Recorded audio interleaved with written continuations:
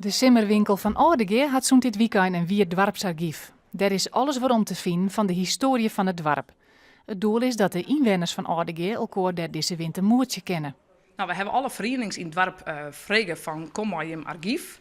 En het idee is eigenlijk van alle verenigingen, bijvoorbeeld de kerken, maar de sport, de voetbalclubs, het jeugdwerk, het korps zelf, EMM, die heeft hier hun archief heeft hier gebracht.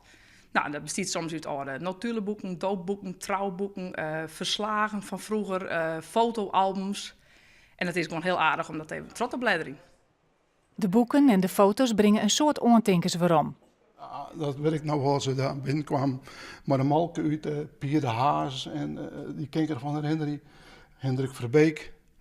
En die man kwam naar binnen met slieten en de Malkbussen erop. Uit Warkum en uit Heidenskipboy. Even hoe het is. Ja, hoe het is, ja. En het laatst net met koe en dat is een van onze foto's. Dan gingen ze weer naar de boot.